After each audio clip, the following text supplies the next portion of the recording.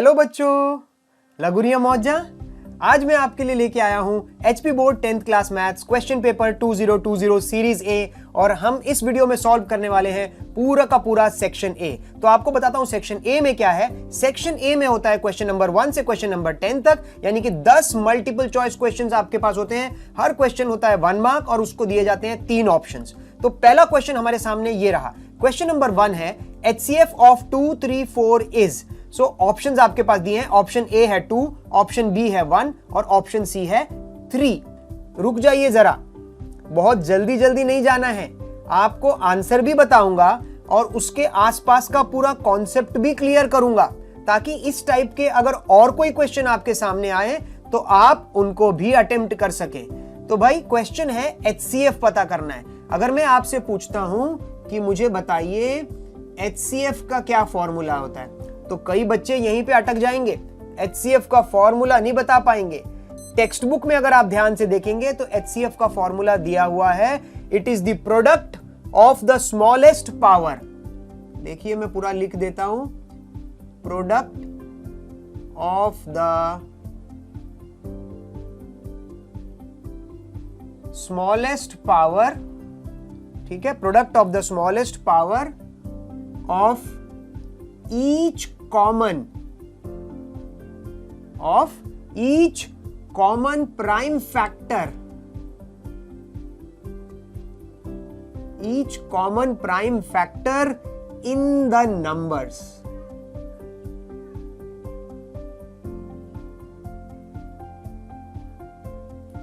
ठीक है, क्या बोल रहा है? HCF बोल रहा है product of smallest power of each common prime factor in the number. तो भाई HCF निकाला कैसे जाता है? हमारे पास 3 नंबर दिए हैं, 2, 3 और 4। तो 2 को मैं प्राइम फैक्टर लिखूंगा तो क्या मैं ऐसे लिख सकता हूं 1 into 2? बिल्कुल लिख सकता हूं। दूसरा नंबर है मेरे पास 3। 3 का अगर मैं प्राइम फैक्टराइजेशन करने जाऊंगा तो मैं उसको लिखूंगा 1 into 3। और फिर तीसरा नंबर है 4। 4 का जब मैं प्राइम फैक्टराइजेशन करने जाऊंगा तो इसको मैं लिखूंगा 1 into 2 into 2। क्या मैं इसको 1 into 2 का स्क्वायर ऐसे लिख सकता हूं? बिल्कुल लिख सकता हूं। अब देखो हमारा HCF कैसे निकलता है, product of the smallest power of each common prime factor. हमें कॉमन प्राइम फैक्टर ढूंढना है, एक ऐसा फैक्टर जो तीनों में होना चाहिए, कॉमन होना चाहिए। ये देखिए 1 हमको तीनों में दिखाई दे रहा है, तो 1 कॉमन फैक्टर है, ठीक है, और उसकी लोएस्ट पावर हो कितनी है? यहां भी 1 की पावर 1 है, यहां भी 1 की पावर 1 है, यहां भी 1 की पावर 1 है। इसका मतलब इसका जो HCF है वो है हमारा 1। तो हमारे जो ऑप्शंस हुए उनमें से ऑप्शन नंबर बी हमारा सही जवाब रहा। हाँ बच्चों, क्वेश्चन नंबर 1 के बाद आ जाते हैं क्वेश्चन नंबर 2 पर। बोलता है in quadratic equation ax² + bx + c = 0 the sum of the roots will be. तो 3 ऑप्शन आपके पास हैं, option A c/a, option B -b/a और ऑप्शन सी d/a। तीनों में से करेक्ट आंसर क्या है? क्वाड्रेटिक इक्वेशन में सम ऑफ द रूट्स। इसके पीछे का कॉन्सेप्ट आपको समझाता हूं। जब आप क्वाड्रेटिक इक्वेशन चैप्टर पढ़ते हैं तो वहां आप 2 चीज पढ़ते हैं। एक आप पढ़ते हैं सम ऑफ रूट्स, ठीक है ना, और एक चीज आप पढ़ते हैं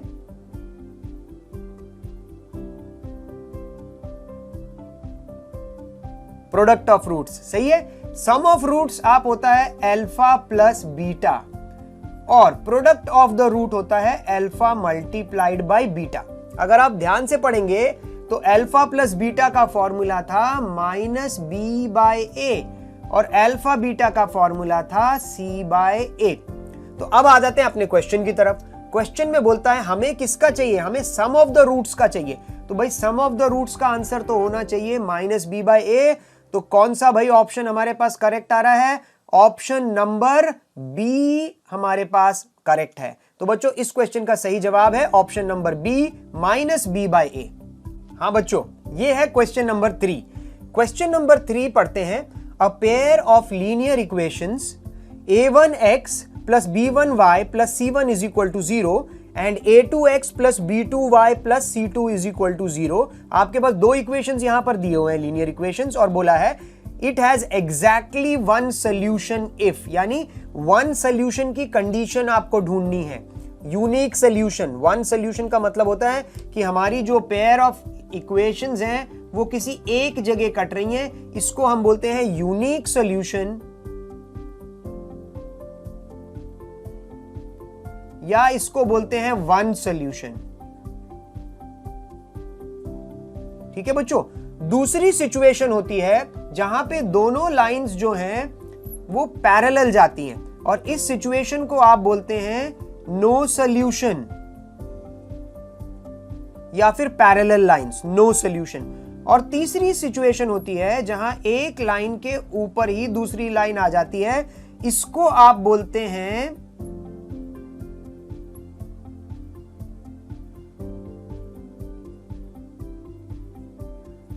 क्या बोलते हैं, इसको बोलते हैं इनफाइनाइट मेनी सॉल्यूशंस। अब इन तीनों के लिए कुछ कंडीशंस भी होती हैं।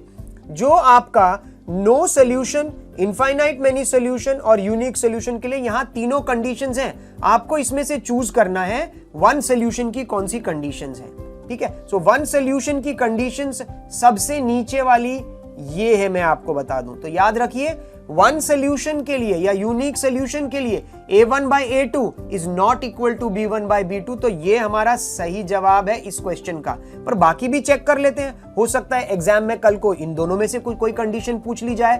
तो ये वाली कंडीशन जो है, जो मैं पॉइंट ए की बात कर रहा हूं, यानी कि a1 by a2 equal to b1 by b2 but not equal to c1 by c2, ये वाली जो कंडीशन है वो है हमारी नो सोल्यूशन की कंडीशन। ये कंडीशन इसकी है। ठीक है, और ये जो तीसरी वाली सिचुएशन है a1 by a2 equal to b1 by b2 is equal to c1 by c2, ये वाली जो सिचुएशन है ये आती है जब इनफाइनाइट मेनी सॉल्यूशन होता है। सो याद रखना, देखिए बहुत सिंपल है, पहले a1 by a2 not equal to b1 by b2 आ गया, शुरू में ही नॉट इक्वल टू का साइन आ गया, तो वो है वन सोल्यूशन, यूनिक सोल्यूशन।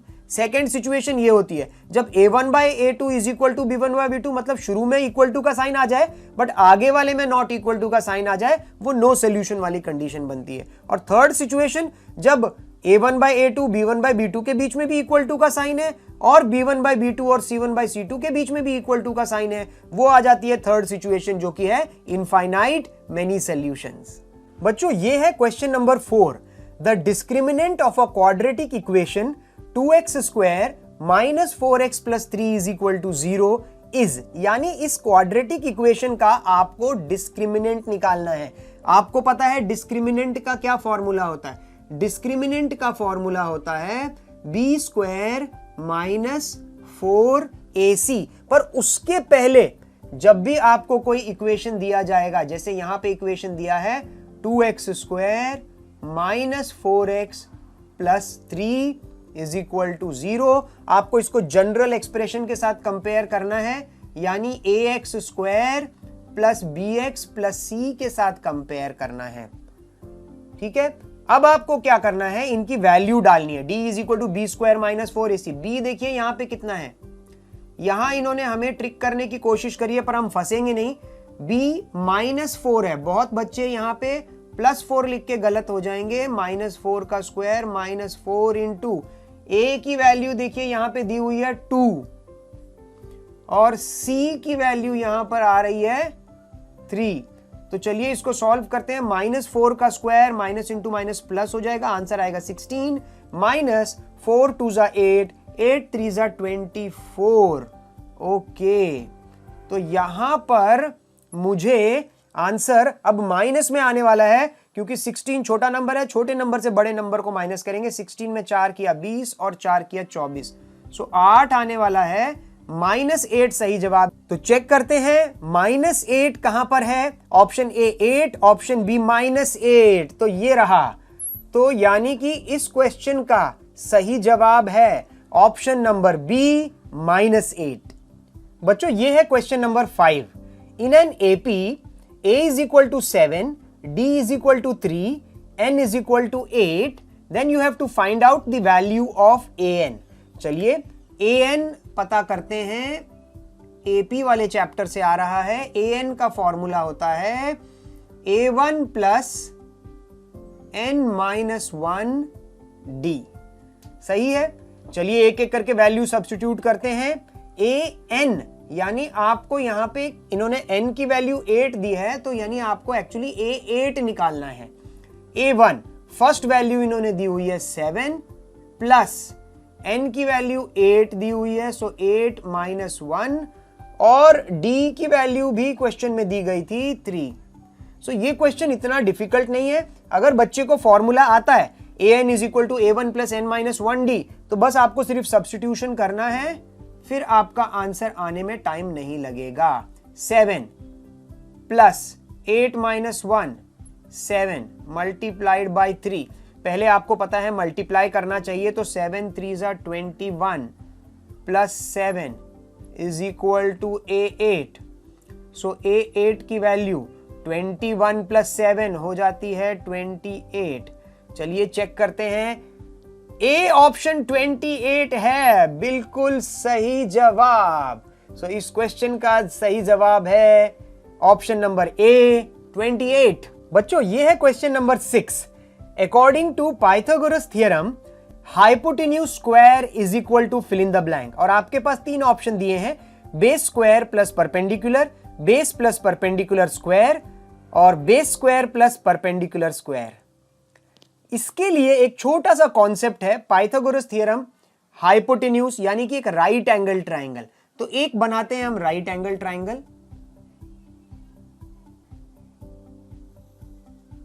ये बनाया मैंने एक राइट एंगल ट्राइंगल, जिसमें ये एंगल मैंने दे दिया 90 डिग्री। चलिए इस ट्राइंगल को एक नाम दे देते हैं, ABC हमने दे दिया नाम।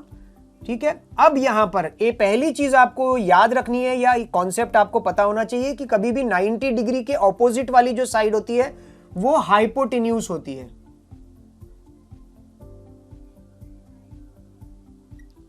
ठीक है। अब फॉर एग्जाम्पल अगर मैं ट्राइंगल को ऐसे देख रहा हूं, तो ये जो नीचे वाली साइड होती है इसको हम बोलते हैं बेस, और ये जो ऐसे सीधी खड़ी हुई साइड है इसको हम बोलते हैं परपेंडिकुलर। इसके बारे में आपने ऑलरेडी हाइट एंड डिस्टेंस वाले चैप्टर में भी पढ़ा है कि अगर मैं सी से देख रहा हूं तो ये बेस है और ये परपेंडिकुलर है। कुछ लोग बेस को एडजेसेंट साइड भी बोलते हैं और परपेंडिकुलर को ऑपोजिट साइड भी बोलते हैं, पर यहां पर एक सिंपल राइट एंगल ट्राइंगल में 90 डिग्री के ऑपोजिट में हाइपोटेन्यूज होता है, ये नीचे बेस है और ये परपेंडिकुलर है। और पाइथागोरस थ्योरम क्या बोलता है? पाइथागोरस थ्योरम बोलता है कि अगर आप ए बी का स्क्वायर करो, ये वाली साइड का स्क्वायर करो और नीचे वाली साइड का भी स्क्वायर करो और दोनों को प्लस कर दो, तो वो हाइपोटेन्यूज के यानी कि AC के स्क्वायर के बराबर होता है। तो चलिए देख लेते हैं। यानी कि बेस, यहां मैं लिखता हूं बेस का स्क्वायर प्लस AB परपेंडिकुलर था, परपेंडिकुलर का square is equal to AC होता है हाइपोटेन्यूज का स्क्वायर। तो चेक करते हैं परपेंडिकुलर का स्क्वायर और बेस का स्क्वायर कहां लिखा हुआ है। पहले में सिर्फ बेस का स्क्वायर दिया, परपेंडिकुलर का स्क्वायर नहीं किया, तो ये करेक्ट आंसर नहीं है। सेकंड में बेस का स्क्वायर नहीं किया, परपेंडिकुलर का स्क्वायर कर दिया, तो ये भी गलत है। थर्ड वाले ऑप्शन में बेस का स्क्वायर भी किया है, परपेंडिकुलर का स्क्वायर भी किया है और दोनों के बीच में प्लस का साइन लगा दिया है। तो बच्चों ये हमारा होगा इस क्वेश्चन का सही जवाब, यानी कि ऑप्शन सी करेक्ट है। बच्चों ये है question number 7। Common difference of AP। आपको AP दी हुई है -5, -1, 3, 7 एंड सो ऑन, और उसका कॉमन डिफरेंस आपको पता करने के लिए बोला है। तो आपको पता है कॉमन डिफरेंस का सिंबल होता है D, और वो कभी भी निकलता है A2 माइनस A1 से, या फिर वो निकल सकता है A3 माइनस A2 से। एक से भी आप निकाल सकते हैं, बट हम फिर भी क्रॉस चेक करने के लिए 2 बार करने की कोशिश करेंगे। तो चलिए शुरू करते हैं। D is equal to A2 minus A1। A2 हमारा यहां पर -1 आ जाएगा, -1, ठीक है। माइनस A1 की वैल्यू कितनी है? -5 है। हाँ बच्चों थोड़ा यहां ध्यान से करना, बिकॉज A2 की वैल्यू -1 थी, बीच में एक माइनस का साइन भी था, और A1 की वैल्यू भी -5 थी। तो यहां आपको ट्रिक करने की कोशिश कर रहा था बोर्ड, तो आपने बिल्कुल संभल के करना है। D is equal to -1 minus into minus plus 5 और D की वैल्यू आ जाएगी 5 - 1 यानी कि 4। ठीक है, एक बार क्रॉस चेक करते हैं A3 - A2 के साथ, रिस्क नहीं ले सकते, बोर्ड एग्जाम की बात है, जल्दी से हो जाएगा। A3 - A2 करने की कोशिश करते हैं। A3 वैल्यू आपको पता है 3 माइनस A2 की वैल्यू है हमारी -1, तो फिर से आपका answer minus into minus plus 1 is equal to 4। तो भाई आपने 2 बार चेक कर लिया कि मेरा डी का आंसर आ गया है 4। देखते हैं कौन सा ऑप्शन है। Option number A -8, option number B 3, option number C is 4। बिल्कुल सही। सो ये भाई हमारा हो गया सही जवाब, ऑप्शन नंबर सी 4। बच्चों ये है question number 8। Trigonometric identity sec square a minus tan square a is equal to fill in the blank. आपके पास है 3 ऑप्शंस A, B और C, -1, 1 और 0। बिल्कुल घबराना नहीं है, कॉन्सेप्ट अगर आपको आता होगा तो आप किसी भी क्वेश्चन का आंसर निकाल सकते हैं। तो जब आप ये चैप्टर देखेंगे, ट्रिग्नोमेट्री का पहला चैप्टर है इंट्रोडक्शन टू ट्रिग्नोमेट्री, उसमें हमारे पास ट्रिग्नोमेट्रिक आइडेंटिटीज, 3 ट्रिग्नोमेट्रिक आइडेंटिटीज हैं। पहली ट्रिग्नोमेट्रिक आइडेंटिटी है, आपको पता होगा, वो है sine square theta plus cos square theta is equal to 1। ये पहली ट्रिग्नोमेट्रिक आइडेंटिटी है। दूसरी जो ट्रिग्नोमेट्रिक आइडेंटिटी है वो है 1 plus tan square theta is equal to sec square theta. और तीसरी जो आइडेंटिटी है वो है 1 plus cot square theta is equal to cosec square theta. तो अब ये जो 3 आइडेंटिटी हैं, इनमें से हमारा क्वेश्चन कुछ सेक स्क्वायर और tan स्क्वायर की बात कर रहा है, यानी हमने ये आइडेंटिटी नंबर 2 को फिर से एक बार लिखना है। ये देखो मैं यहां लिखता हूं, sec square theta is equal to 1 plus tan square theta. ठीक है ना, इन 3 आइडेंटिटी में से ये हमें जरूरी है इस क्वेश्चन को सॉल्व करने के लिए। इसमें मैं क्या करने वाला हूं, अब ये tan स्क्वायर थीटा को दूसरी तरफ भेज देता हूं। तो यहां पर है sec स्क्वायर थीटा, ये वहां चला जाएगा, बन जाएगा माइनस tan स्क्वायर थीटा, और यहां सिर्फ बच जाएगा 1। तो भाई sec square theta minus tan square theta, या बोले तो sec square a minus tan square a का आंसर होना चाहिए 1। तो देखते हैं हमारे ऑप्शन क्या क्या है। a -1 बिल्कुल गलत, B 1 बिल्कुल सही, और C 0। सो तीनों में से ये ऑप्शन नंबर B हमारा सही जवाब है। सो इस क्वेश्चन का answer sec square a minus tan square a। The correct answer is option number B 1। बच्चों ये है क्वेश्चन नंबर 9। क्वेश्चन नंबर 9 के ऊपर मैं लगाने वाला हूं स्टार मार्क। इसके पीछे एक कहानी जुड़ी है। क्वेश्चन नंबर 9 बच्चों ने अटेम्प्ट किया और बाहर आके बहुत सारे बच्चे बोलने लगे कि बोर्ड एग्जामिनर्स ने क्वेश्चन ही गलत सेट किया था, क्योंकि उन्होंने बोला यहां पूछा गया है एरिया ऑफ सेक्टर, और एरिया ऑफ सेक्टर का फॉर्मूला होता है theta by 360 pi are square. तो किसी भी ऑप्शन में पाई आर स्क्वायर तो था ही नहीं, इन्होंने गलती से थीटा बाई 360 2 पाई आर यानी कि एरिया और यानी कि पेरीमीटर ऑफ द सेक्टर वाला क्वेश्चन यहां पे फंसा दिया। एरिया ऑफ सेक्टर तो दिया ही नहीं था। तो मैं आपको बताना चाहूंगा कि क्वेश्चन बिल्कुल सही है, क्वेश्चन में कुछ कोई भी गलती नहीं है। इसको देखिए कैसे करते हैं। Area of a sector of angle P, तो उसके लिए हम एक पहले बना लेते हैं सर्कल। सर्कल बना लिया, सर्कल में एक सेंटर O बना देते हैं, और बच्चों ये बना मेरा सेक्टर। सेक्टर जो बनाया, इन्होंने क्वेश्चन में बोला है सेक्टर का एंगल होना चाहिए P। जनरली एंगल थीटा होता है, यहां इन्होंने बोला है एंगल P, और ये जो रेडियस है ये कैपिटल R है, ये भी रेडियस है, तो इसको भी हम ले लेते हैं कैपिटल R। अब देखते हैं कि इस क्वेश्चन को सॉल्व कैसे करते हैं। देखो बच्चों, area of a sector, sector का जो एरिया होता है उसका फॉर्मूला है theta by 360 into pi are square. सही बात है, ये आंसर तो इसमें से कहीं मैच नहीं हो रहा, पर आगे देखते जाओ। थीटा हमें दिया गया है p, तो इसकी जगह हमने p सब्स्टिट्यूट कर दिया, नीचे 360 ही है और आगे अभी हम पाई आर स्क्वायर ही रहने देते हैं। अब देखिए मैं क्या करने वाला हूं, मैं क्या करता हूं, ऊपर भी मल्टीप्लाई बाय 2 कर देता हूं, नीचे भी मल्टीप्लाइड बाय 2 कर देता हूं। जब ऊपर और नीचे सेम नंबर से मल्टीप्लाई करेंगे तो मैथ्स ये अलाउ करता है, बिकॉज 2 कैंसिल होके इसकी वैल्यू सेम रहती है। अच्छा, अब जब ऊपर और नीचे 2 से मल्टीप्लाई कर दिया तो अब इस 2 को मैं आगे लिखता हूं और ये बन जाएगा 2p पाई आर स्क्वायर, ये ऊपर आ गया और नीचे 360 इंटू 2 करने पे कितना हो जाता है, 720 हो जाता है।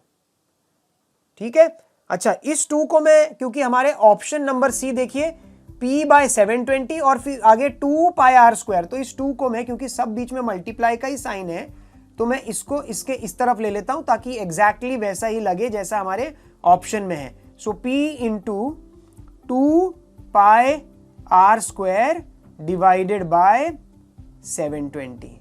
तो क्या बोलोगे, कौन से ऑप्शन जैसा हो गया, ऑप्शन सी जैसा बन गया हमारा क्वेश्चन।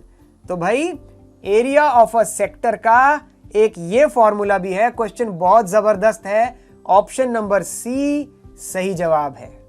बच्चों हम पहुंच गए हैं क्वेश्चन नंबर 10 यानी सेक्शन ए के लास्ट क्वेश्चन पर। क्वेश्चन बोल रहा है formula of volume of a कोन।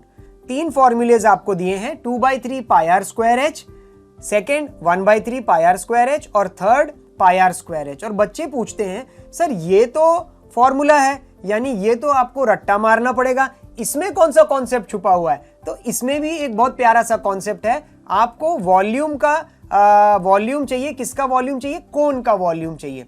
तो बच्चों ये देखिए कोन हमारा, पहले आपको कोन का डायग्राम बना के दिखाते हैं। ये हमारा कोन है, कोन में यहां पर होता है रेडियस और ये होती है उसकी वर्टिकल हाइट। यहां स्लैंट हाइट भी होती है, पर इस क्वेश्चन में सिर्फ रेडियस और हाइट की बात हो रही है। अब इसको लर्न कैसे करना है वो मैं आपको बताता हूं। देखिए, क्या आपने कभी सिलेंडर देखा है? तो आप बोलेंगे सर क्या बात कर रहे हो, सिलेंडर तो बहुत बार देखा है। तो ये हमारा सिलेंडर है, ठीक है। एक सिलेंडर को मैं क्या करता हूं, ध्यान देना, एक सिलेंडर की वॉल्यूम क्या आपको पता है? तो आप बोलेंगे यस सर, सिलेंडर की वॉल्यूम हमें पता है, वो है पाई आर स्क्वायर एच। सिलेंडर की वॉल्यूम होती है पाई आर स्क्वायर एच। अब मैं क्या करने वाला हूं, ध्यान देना, सिलेंडर को मैं ऐसे कट करने वाला हूं, ठीक है। मैंने सिलेंडर के ऊपर ऐसे कट मार दिया, तो ये देख रहे हैं आप, यहां मैं शेड कर देता हूं, ये कैसा दिखाई दे रहा है? तो आप बोलेंगे सर ये तो कोन की तरह दिखाई दे रहा है। अच्छा, मैंने अब कितने पार्ट्स दिखाई दे रहे हैं टोटल इसमें? ये है हमारा पार्ट नंबर 1, ये है पार्ट नंबर 2 और ये है पार्ट नंबर 3। सो 3 पार्ट्स में बट गया है अब ये मेरा सिलेंडर, जब मैंने उसको एक कोन उसमें से निकाल दिया है, ठीक है। और ये 3 पार्ट में से एक पार्ट है, यानी बोलूं तो ये कोन, मैथ्स की लैंग्वेज में बोलूं कि 3 में से एक, यानी कि 1/3, ये फ्रैक्शन हो गया है 1/3। सो ये जो कोन है ये सिलेंडर का 1/3 होता है। सो सिलेंडर की volume pi are square H, तो कोन की वैल्यू जो होगी, वॉल्यूम जो होगी वो होगी 1/3 पाई आर स्क्वायर एच। चलिए देखते हैं, 2/3 पाई आर स्क्वायर एच गलत, 1/3 पाई आर स्क्वायर एच। तो option number B volume of a cone का सही जवाब है 1/3 पाई आर स्क्वायर एच।